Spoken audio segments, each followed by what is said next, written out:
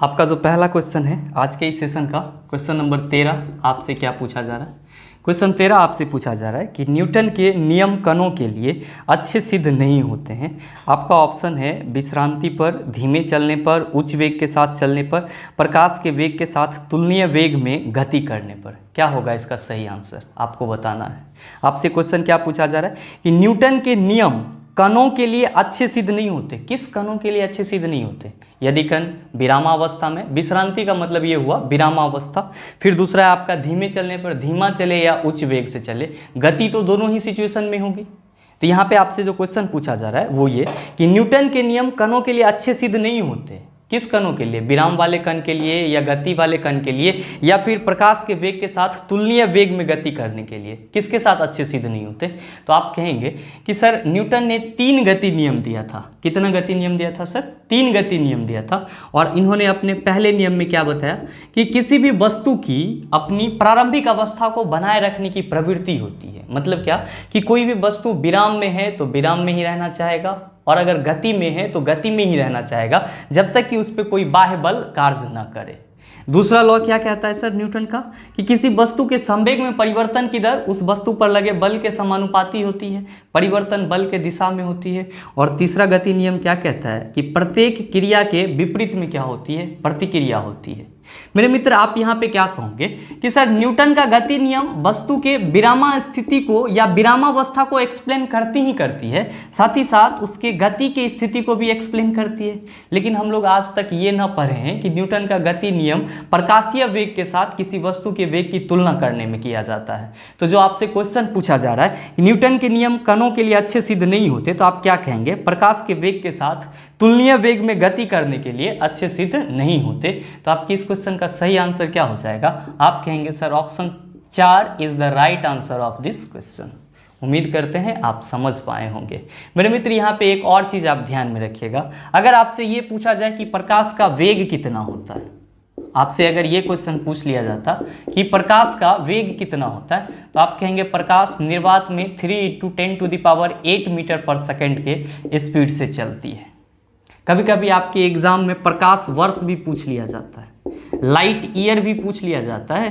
तो आप इसके बारे में क्या कहेंगे सर कि प्रकाश के द्वारा 1 साल में जितनी दूरी कवर की जाती है, प्रकाश के द्वारा 1 साल में जितनी दूरी कवर की जाती है उसी को हम लोग क्या कहते हैं सर? प्रकाश वर्ष कहते हैं। आपके मन में सवाल उठेगा कि सर 1 लाइट ईयर में प्रकाश कितना दूरी कवर करता है?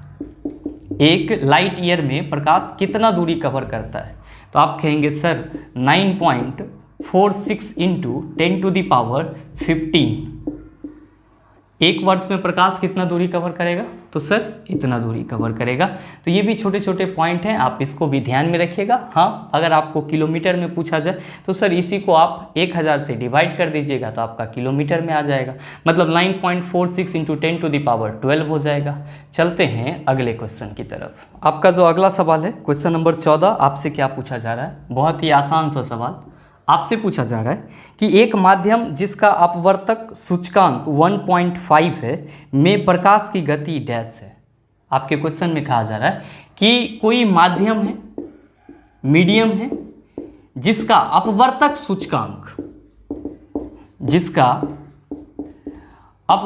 सूचकांक यानी कि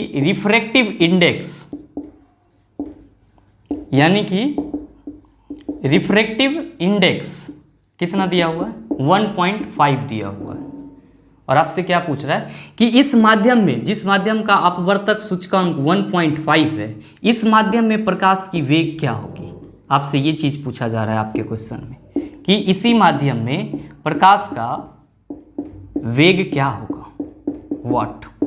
आप कैसे बनाएंगे सर? तो आप सभी को ये चीज मालूम होना चाहिए कि सर अपवर्तक सूचकांक को हम लोग अपवर्तनांक भी कहते हैं।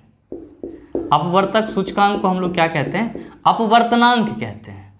और सर अपवर्तनांक इक्वल टू हम लोग फार्मूला क्या लिखते हैं? तो कहते हैं कि प्रकाश का निर्वात में चाल, प्रकाश का वैक्यूम में चाल, निर्वात में चाल अब बटा जिस माध्यम के अपवर्तनांक की बात कर रहे हैं उस माध्यम में प्रकाश की चाल। तो आप यहाँ पे माध्यम में प्रकाश की चाल लिख सकते हैं, माध्यम में प्रकाश की चाल लिख सकते हैं। सीधे सीधे आपका रिफ्रैक्टिव इंडेक्स का अपवर्तनांक का फॉर्मूला क्या होता है, प्रकाश का निर्वात में चाल और बटा माध्यम में प्रकाश की चाल। आप सबों को मालूम है कि प्रकाश आपके निर्वात में किस स्पीड से चलता है, तो 3 × 10⁸ मीटर पर सेकेंड के स्पीड से चलता है, बटा माध्यम में प्रकाश की चाल को आप भी मान लीजिए, और आपका अपवर्तनांक कितना दिया हुआ है सर, तो 1.5 दिया हुआ है। चलिए इसको सॉल्व कर लेते हैं सर। तो ये हो जाएगा v × 1.5 इक्वल टू 3 × 10⁸।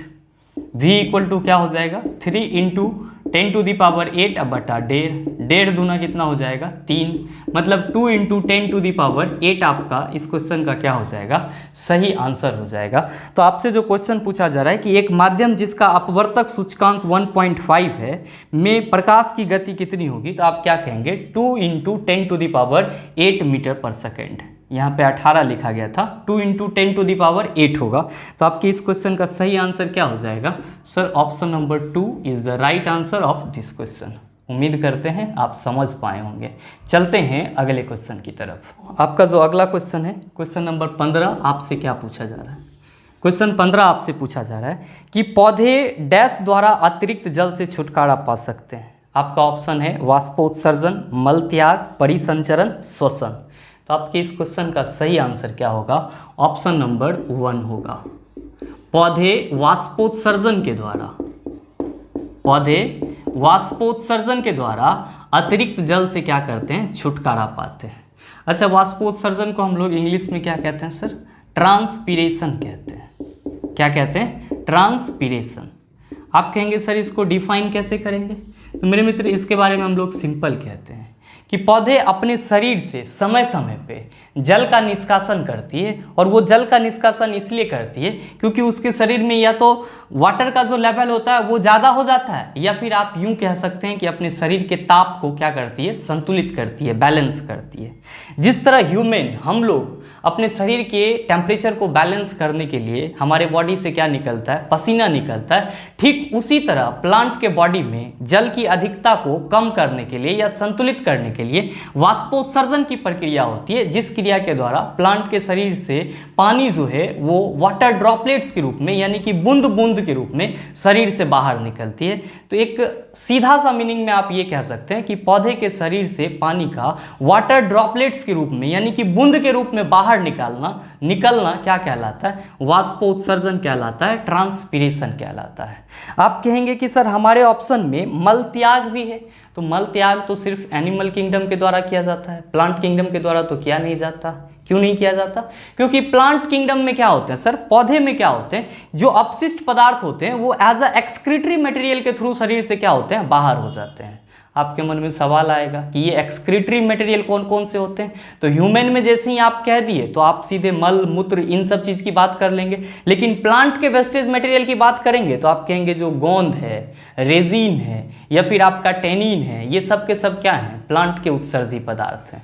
आपके अगले ऑप्शन में परिसंचरण है, तो परिसंचरण को हम लोग इंग्लिश में ट्रांसपोर्टेशन कहते हैं, नहीं ट्रांसपोर्टेशन नहीं कहते हैं, सर्कुलेटरी कहते हैं, सर्कुलेटरी कहते हैं।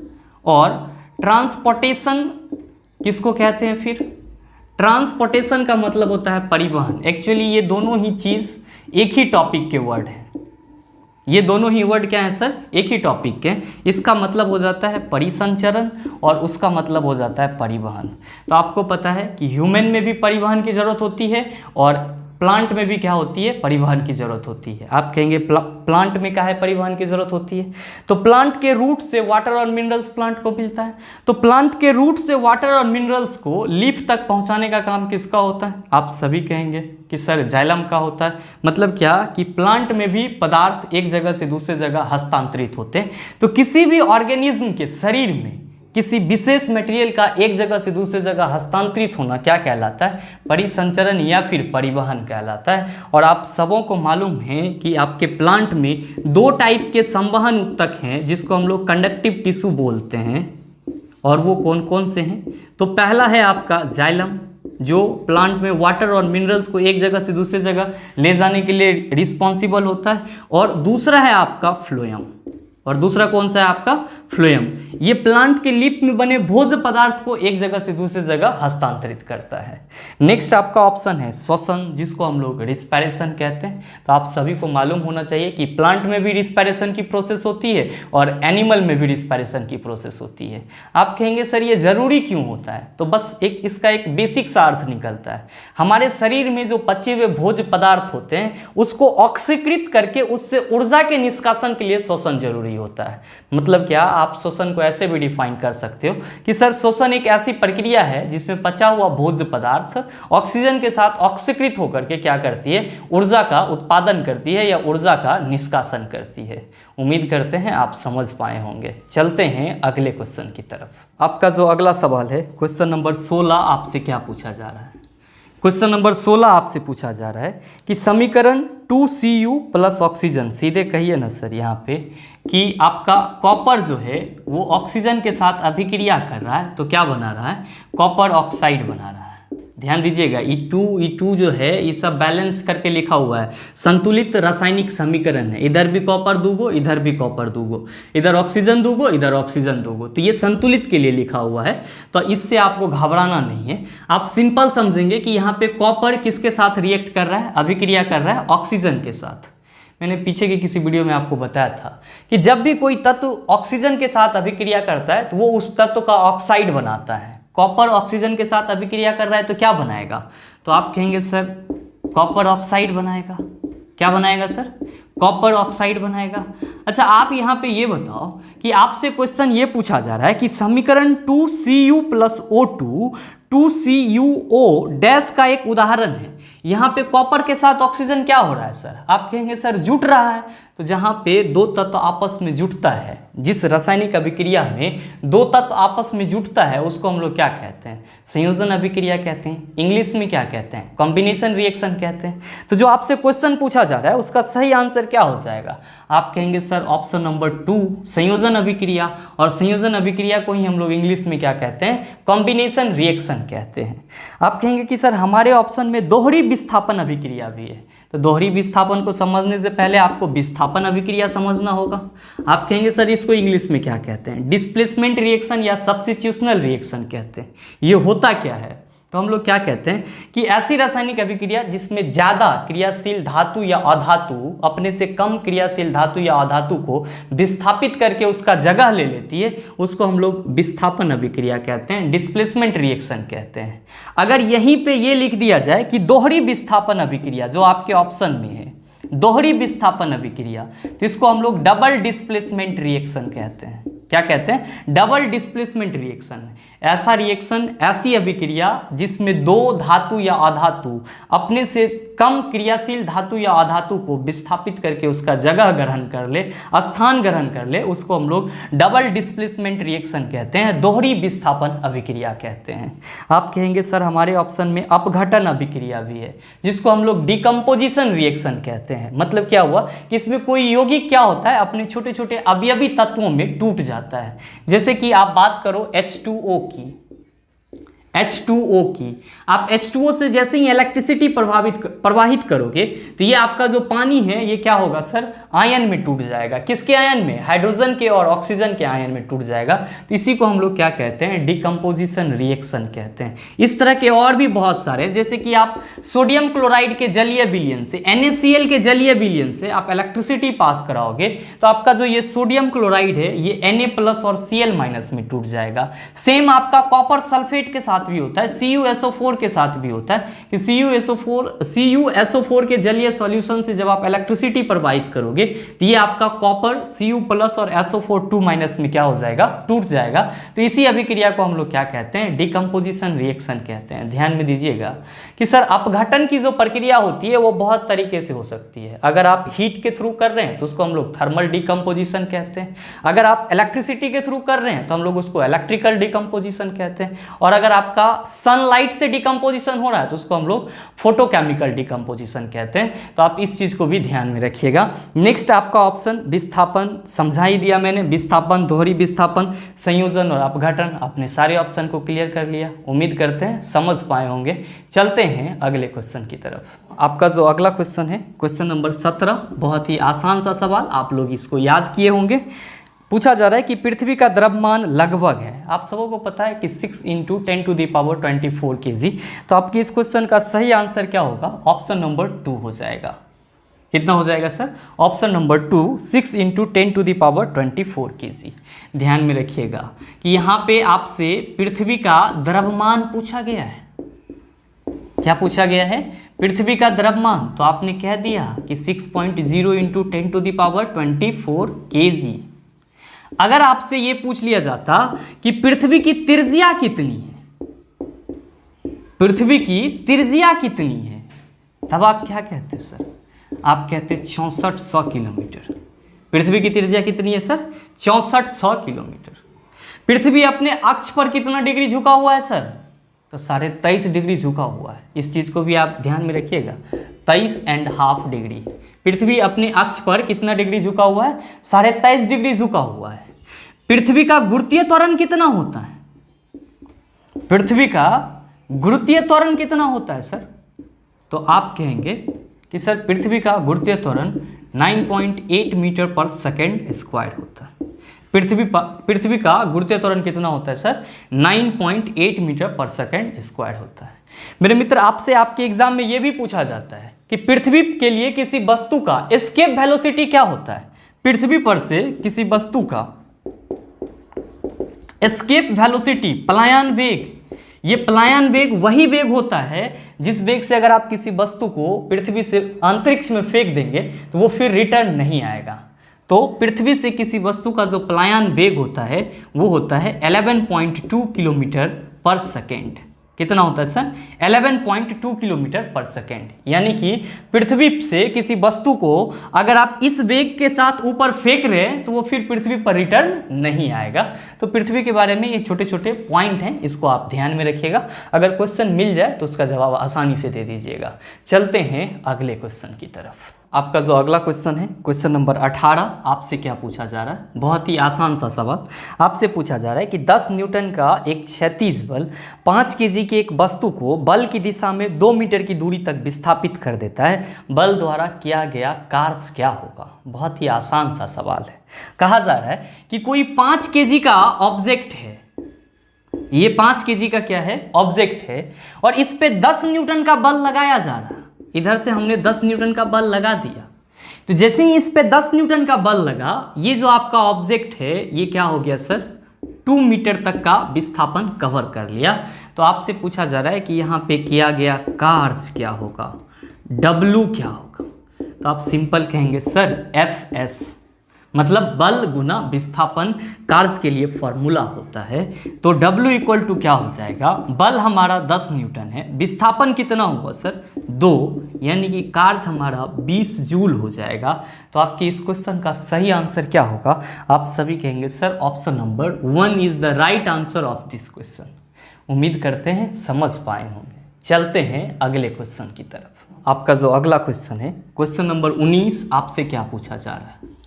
क्वेश्चन नंबर 19 आपसे पूछा जा रहा है कि एक दोहरी अपघटन अभिक्रिया के दौरान अभिकारकों के बीच क्या आदान प्रदान किया जाता है? जी हाँ, आपसे क्वेश्चन पूछा जा रहा है कि एक दोहरी अपघटन अभिक्रिया मतलब क्या कि सर दोहरी अपघटन अभिक्रिया को हम लोग डबल डिस्प्लेसमेंट रिएक्शन भी कहते हैं। आप कहेंगे सर कैसे समझेंगे, इसका कोई एग्जाम्पल है? ऑब्वियसली है।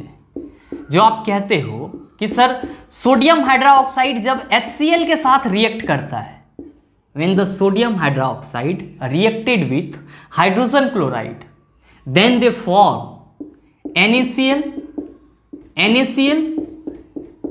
and water। तब ये क्या फॉर्म करता है सर? तो नमक बनाता है, लवण बनाता है और जल रिलीज करता है। आप यहाँ पे कहेंगे सर यहाँ पे अपघटन कैसे हो रहा है? तो मेरे मित्र आप सभी को पता है कि Na+ होता है, OH- होता है, H+ और Cl-। तो यहाँ पे क्या हो रहा है कि ये जो आपका सोडियम है ये किसके साथ जुड़ रहा है सर? क्लोरीन के साथ जुड़ रहा है। और ये जो आपका हाइड्रोजन है सर ये किसके साथ जुड़ रहा है सर? तो ये OH के साथ हाइड्रोक्साइड ग्रुप के साथ जुड़ रहा है। तब जाकर के ये क्या बना ले रहा है सर? वाटर बना ले रहा है। तो आप यहाँ पे क्या देख रहे हैं कि प्लस वाले माइनस वाले के साथ जुड़ रहे हैं। प्लस माइनस को आप क्या कह रहे हो सर? आयन कह रहे हो। प्लस वाले माइनस वाले के साथ जुड़ रहे हैं, ये प्लस वाले इसके साथ जुड़ रहे हैं, तब जाकर के आपका ये प्रोडक्ट हो रहा है। आप ध्यान में रखेंगे कि रासायनिक अभिक्रिया में तीर चिन्ह से पहले जो चीज़ अवेलेबल होता है उसको हम लोग अभिकारक कहते हैं, रिएक्टेंट कहते हैं। और रासायनिक अभिक्रिया में केमिकल रिएक्शन में तीर चिन्ह के बाद जो चीज़ होता है सर उसको हम लोग प्रतिफल कहते हैं, यानी कि प्रोडक्ट कहते हैं।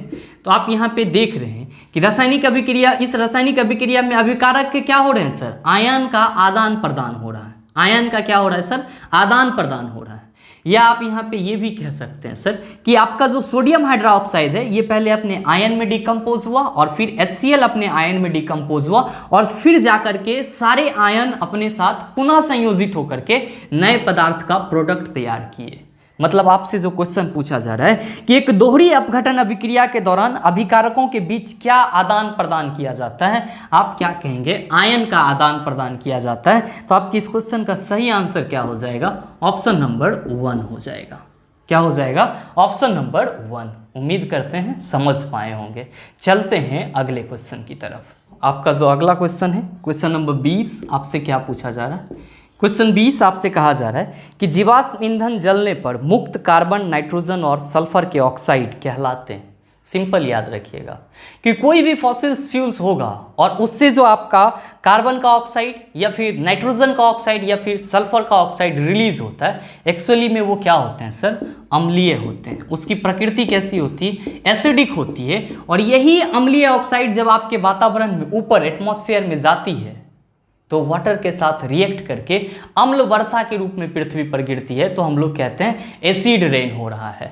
तो आपसे जो क्वेश्चन पूछा जा रहा है कि जीवाश्म ईंधन जलने पर मुक्त कार्बन, नाइट्रोजन और सल्फर के ऑक्साइड कहलाते हैं, क्या कहलाते हैं, अम्लीय ऑक्साइड कहलाते हैं। आपकी इस क्वेश्चन का सही आंसर क्या होगा, ऑप्शन नंबर 1 हो जाएगा। क्या हो जाएगा सर, ऑप्शन नंबर 1। ध्यान में रखिएगा। उभयधर्मी ऑक्साइड, तो मैंने आपके पीछे के वीडियो सेशन में एम्फोटेरिक ऑक्साइड के बारे में बताया था। क्या सर, ऐसे ऑक्साइड जो अम्ल और भस्म दोनों के साथ अभिक्रिया करे उसको हम लोग उभयधर्मी ऑक्साइड, एम्फोटेरिक ऑक्साइड कहते हैं।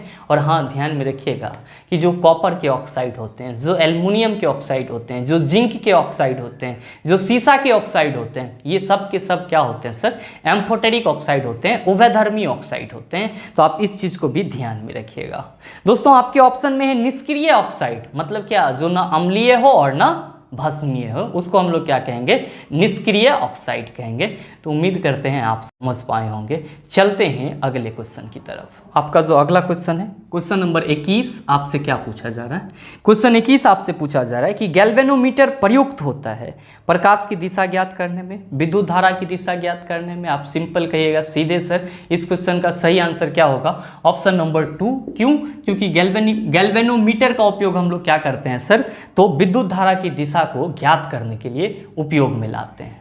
अच्छा, आपसे ये अगर पूछ दिया जाए कि विद्युत धारा को मापने के लिए हम लोग किसका उपयोग करते हैं, आमीटर का उपयोग करते हैं। किसका उपयोग करते हैं, आमीटर का उपयोग करते हैं। आपसे ये पूछ दिया जाए कि विभवांतर को मापने के लिए हम लोग किसका उपयोग करते हैं सर, तो वोल्ट मीटर का करते हैं।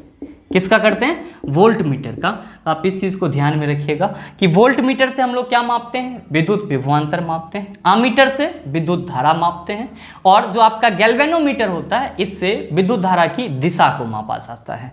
उम्मीद करते हैं आप समझ पाए होंगे। चलते हैं अगले क्वेश्चन की तरफ। आपका जो अगला क्वेश्चन है, बड़ा ही आसान सा सवाल, क्वेश्चन नंबर 22। आप लोग बहुत बार याद किए होंगे कि परमाणु संख्या 57 वाला तत्व किससे संबंधित है। सीधे कहेंगे सर डी ब्लॉक से संबंधित है। किससे संबंधित है सर, डी ब्लॉक से संबंधित है। तो आपकी इस क्वेश्चन का सही आंसर क्या होगा, ऑप्शन नंबर 1 हो जाएगा। अच्छा, ध्यान में रखिएगा कि हम लोग कैसे समझते हैं कि कोई तत्व किस ब्लॉक से संबंधित है। तो मेरे मित्र, जब आप तत्वों का इलेक्ट्रॉनिक कॉन्फ़िगरेशन SPDF के आधार पर निकालते हो तो आपके आवर्त सारणी में जो आपके तत्वों का वर्गीकरण किया गया है वो 4 ब्लॉक में बांटा हुआ है, S block, P block, D block और F ब्लॉक। तो किसी तत्वों का इलेक्ट्रॉनिक कॉन्फ़िगरेशन लिखते वक्त लास्ट इलेक्ट्रॉन जिस उप कक्षा में जाती है वही आवर्त सारणी में उस तत्व का क्या होता है, ब्लॉक होता है। तो अगर आप 57 तत्व की बात कर रहे हो, आपके क्वेश्चन में कहा जा रहा है कि परमाणु संख्या 57 वाला तत्व संबंधित है, तो परमाणु संख्या जो आपका 57 है इसको हम लोग क्या बोलते हैं सर, लेंथेनम बोलते हैं। क्या बोलते हैं सर? लेंथेनम बोलते हैं। जब आप इसका इलेक्ट्रॉनिक कन्फिग्रेशन निकालोगे तो इसका जो आखिरी इलेक्ट्रॉन होगा वो किस में चला जाता है सर? तो डी उप कक्षा में चला जाता है। इसीलिए हम लोग कहते हैं कि जो आपका परमाणु संख्या या परमाणु क्रमांक 57 वाला तत्व है वो आवर्त सारणी के किस ब्लॉक में पाया जाएगा? तो डी ब्लॉक में पाया जाएगा। आप कंसेप्ट क्या याद रखेंगे कि इलेक्ट्रॉनिक कन्फिग्रेशन लिखने के बाद आखिरी इलेक्ट्रॉन किसी भी तत्व के जिस उप कक्षा में भरा जाएगा वो तत्व आवर्त सारणी के उसी ब्लॉक में पाया जाएगा। जैसे कि यहाँ पे लेंथेनम का जो आखिरी इलेक्ट्रॉन है वो 5d1 ऐसे होता है और 4s2 हम लोग लिखते हैं, 5d1 और 4s2। तो आखिरी इलेक्ट्रॉन इसके डी वाले उप कक्षा में भरा जाता है। इसीलिए आपका जो लेंथेनम है वो किस ब्लॉक में पाया जाता है? तो सर डी ब्लॉक में पाया जाता है। तो आप इस चीज को भी ध्यान में रखेंगे। उम्मीद करते हैं आप समझ पाए होंगे।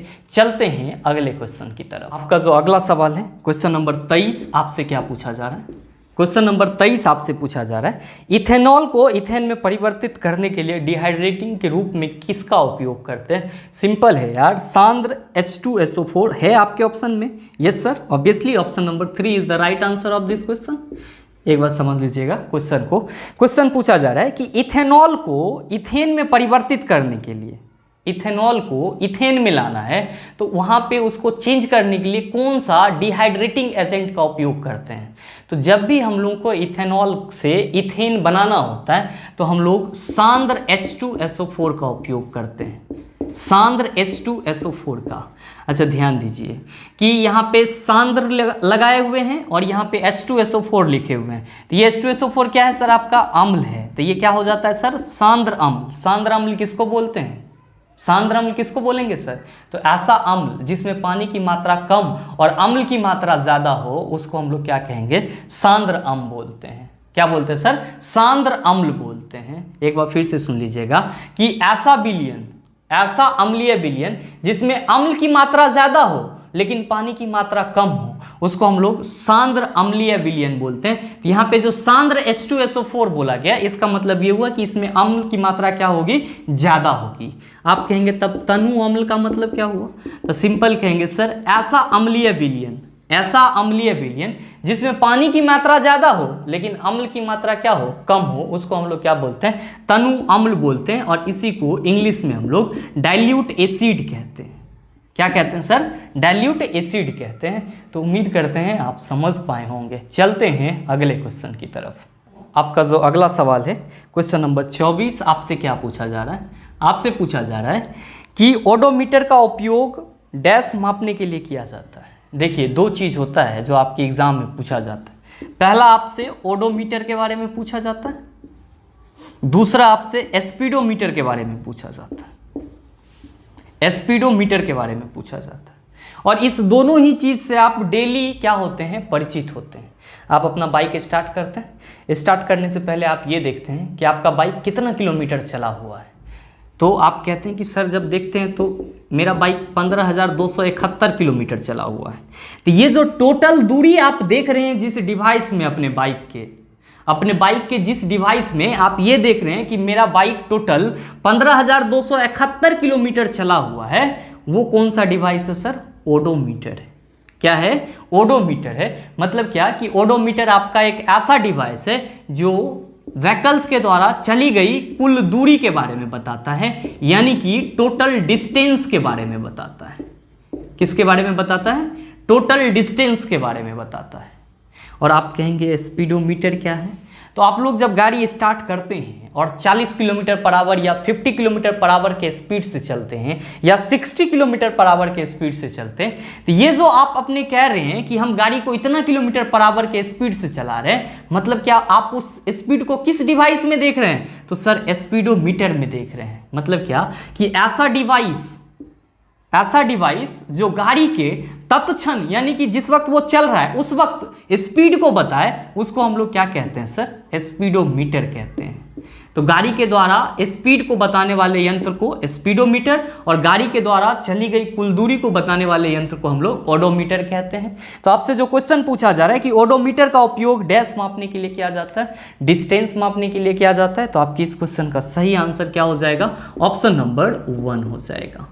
उम्मीद करते हैं समझ पाए होंगे। चलते हैं अगले क्वेश्चन की तरफ। आपका जो अगला सवाल है क्वेश्चन नंबर 25 आपसे क्या पूछा जा रहा है। क्वेश्चन 25 आपसे पूछा जा रहा है कि आयरन Fe3 ऑक्साइड का रासायनिक सूत्र क्या होता है। मैंने कई बार आपको बताया है सर, जो Fe2O3 है यही आपके आयरन ऑक्साइड का क्या होता है सर, फार्मूला होता है। आपके आयरन 3 ऑक्साइड का फार्मूला होता है, जिसको हम लोग जंग लगना भी बोलते हैं। तो आपके जंग का भी यही फार्मूला हो जाता है, लेकिन थोड़ा सा चेंज कर देते हैं। क्या, Fe2O3 यहाँ पे XH2O कह देते हैं हम लोग। ये क्या हो जाता है, आपके जंग का फार्मूला हो जाता है। आप कहेंगे कि सर ये आयरन 3 ऑक्साइड लिखा हुआ है, इसका मतलब क्या हुआ। यहाँ पे आयरन 3 ऑक्साइड लिखा हुआ है, इसका मतलब क्या हुआ।